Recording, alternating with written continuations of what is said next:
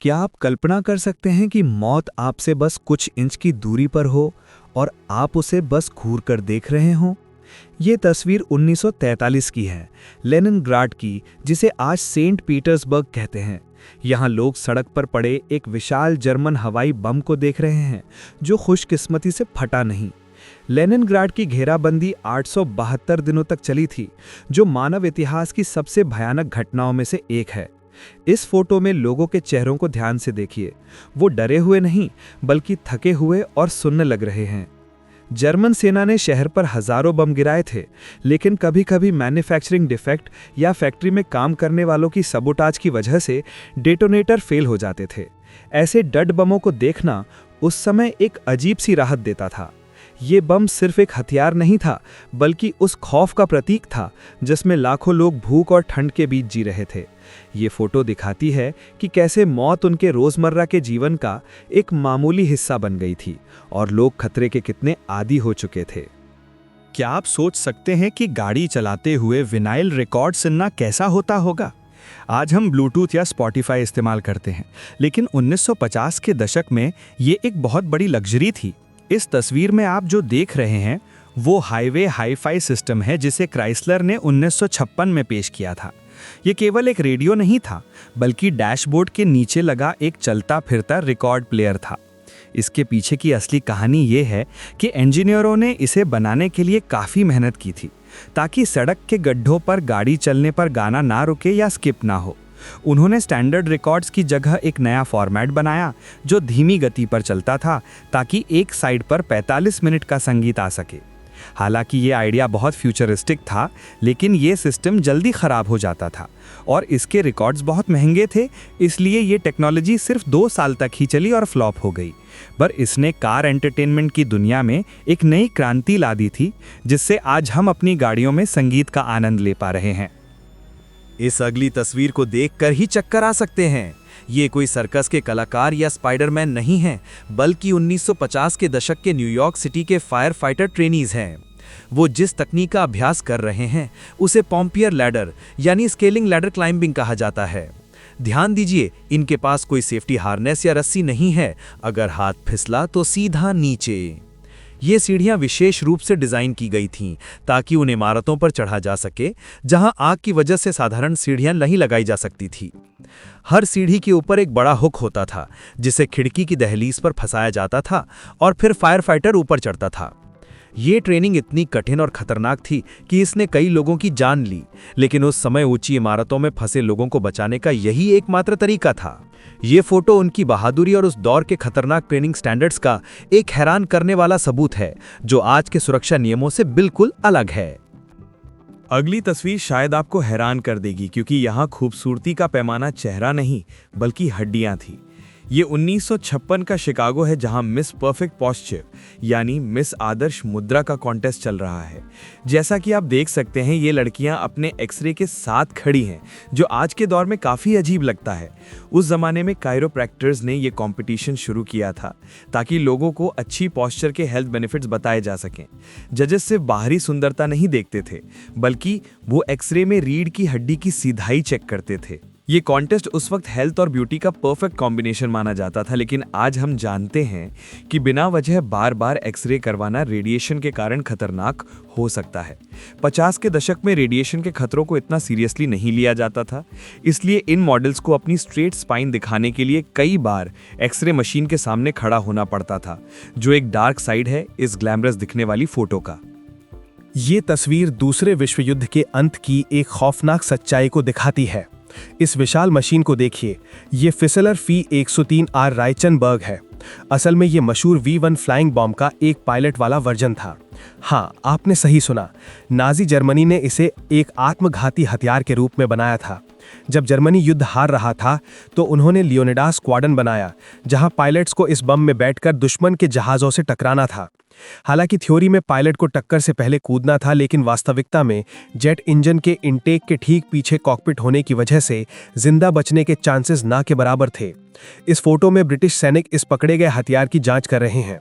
खुशी की बात यह है कि इसका कभी बड़े पैमाने पर इस्तेमाल नहीं हो पाया, क्योंकि कुछ जर्मन कमांडर्स ने इसे पायलट की फिजूल बर्बादी माना और इस प्रोग्राम को रोक दिया, जिससे कई युवा पायलट्स की जान बच गई। अगर आप कभी सोचते हैं कि अमेरिकन ड्रीम असल में कैसा दिखता था, तो बस इस तस्वीर को देखिए। ये 1950 का लॉस एंजलिस है, विशेष रूप से मैनहट्टन बीच का इलाका। दूसरे विश्व युद्ध के बाद अमेरिका में जो आर्थिक बूम आया, ये उसकी एक जीती जागती मिसाल है। यहाँ सड़क पर कतार में लगी इन चमकदार शेवरोले और कैडिलैक गाड़ियों को देखिए। उस समय पेट्रोल सस्ता था और हर परिवार के पास अपनी गाड़ी होना कामयाबी की निशानी मानी जाती थी। ये फोटो देखने में बहुत शांत और खूबसूरत लगती है, जिसमें समुद्र का किनारा है और धूप खिली है। लेकिन इतिहासकार इसे लॉस एंजलिस के कुख्यात ट्रैफिक जाम की शुरुआत भी मानते हैं। ये वो दौर था जब लोगों ने पब्लिक ट्रांसपोर्ट छोड़कर अपनी निजी कारों को अपनाया, जिसने आज के लॉस एंजलिस के कल्चर को जन्म दिया। ये तस्वीर उस मासूमियत और उम्मीद के दौर की है, जब लोगों को लगता था कि तरक्की का रास्ता सिर्फ एक चौड़ी सड़क और एक नई गाड़ी है। ये तस्वीर इतिहास के दो अलग अलग युगों के टकराव का सबसे बेहतरीन उदाहरण है। ऊपर देखिए, एक विशाल निकल प्लेट रोड का भाप वाला इंजन जो अपनी पूरी ताकत से धुआं छोड़ रहा है, और ठीक उसके नीचे एक नई नवेली आधुनिक हाईवे है जिस पर 1950 की चमकदार कारें दौड़ रही हैं। ये फोटो डेट्रॉइट की है, जिसे मोटर सिटी कहा जाता था।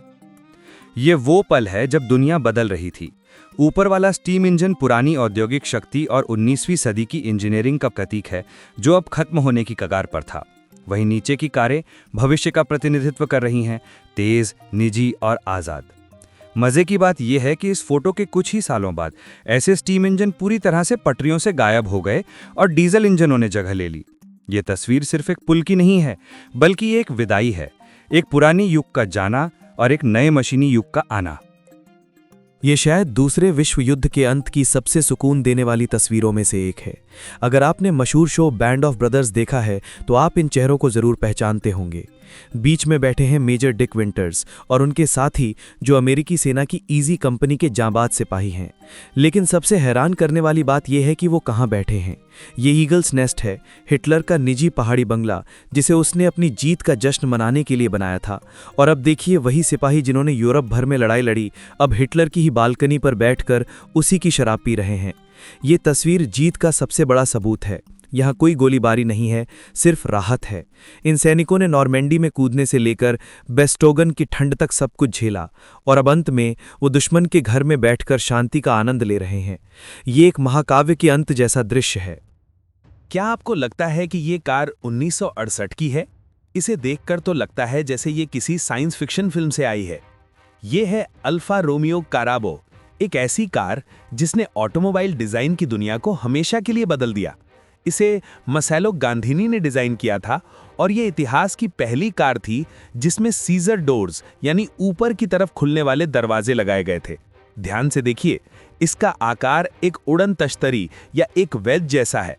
उस समय तक कारें गोल मटोल हुआ करती थीं, लेकिन इस कार ने वेज डिजाइन क्रांति की शुरुआत की।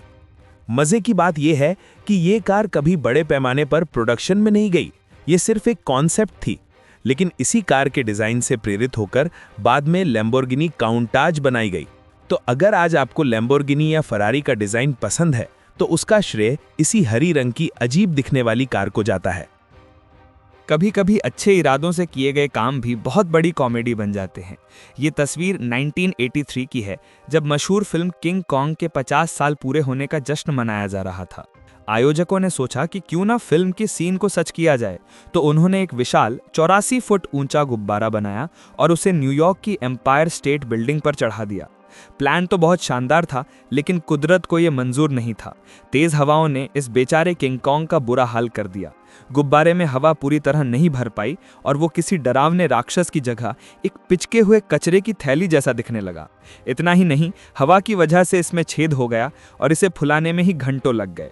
ये इवेंट एक बहुत बड़े पीआर डिजास्टर में बदल गया। लेकिन आज हम इस फोटो को देखकर उस समय की नादानी और कोशिश पर मुस्कुरा सकते हैं। जरा इस नज़ारे की कल्पना कीजिए। आप 1973 में स्कॉटलैंड की सड़क पर अपनी कार चला रहे हैं और अचानक आपको पुलिस एस्कॉर्ट के साथ एक विशाल डायनासोर गुजरता हुआ दिखाई देता है। नहीं, ये जुरासिक पार्क की शूटिंग नहीं है, क्योंकि वो फिल्म तो इसके 20 साल बाद आई थी। ये तस्वीर असल में एक लॉजिस्टिक चमत्कार को दिखाती है। ये विशाल मॉडल सीटियोसॉरस का है, जिसे एक ट्रक पर लादकर एक प्री हिस्टोरिक पार्क में ले जाया जा रहा है। ये दृश्य इतना असली और अजीब था कि सड़क पर चलने वाले लोग अपनी गाड़ियों का संतुलन खो बैठे थे। ध्यान से देखिए, डायनासोर की गर्दन इतनी लंबी है कि वो ट्रक से बाहर निकलकर पुलिस वाले के ऊपर लटक रही है, जैसे कि वो उसे खाने की कोशिश कर रही हो। 70 के दशक में ऐसे थीम पार्क बहुत लोकप्रिय हो रहे थे, लेकिन इतनी विशाल मूर्तियों को बिना तोड़े एक जगह से दूसरी जगह ले जाना एक बहुत बड़ी चुनौती थी। ये फोटो उस दौर की है जब स्पेशल इफेक्ट्स कंप्यूटर पर नहीं बल्कि सड़कों पर ऐसे ही असली मॉडल्स के जरिए बनाए जाते थे। अगर धरती पर कहीं नर्क था तो वो 1943 में स्टालिनग्राड था। ये तस्वीर किसी डरावनी फिल्म का सेट नहीं है, बल्कि इंसानी इतिहास की सबसे क्रूर लड़ाई का परिणाम है। यहाँ आप जो देख रहे हैं वो कभी एक सुंदर शहर हुआ करता था, लेकिन जर्मन बमबारी और तोपखाने ने इसे ईंटों के ढेर में बदल दिया। शहर की 90% से ज्यादा इमारतें पूरी तरह नष्ट हो चुकी थीं। फोटो में दिख रहे सैनिक उन खंडरों के बीच से गुजर रहे हैं जो अब सिर्फ कंकाल जैसे लगते हैं। स्टालिनग्राड की लड़ाई सिर्फ गोलियों की नहीं थी, ये रैटनक्रेग यानी चूहों की लड़ाई बन गई थी, जहां हर टूटे हुए कमरे और बेसमेंट के लिए हाथों पाई होती थी।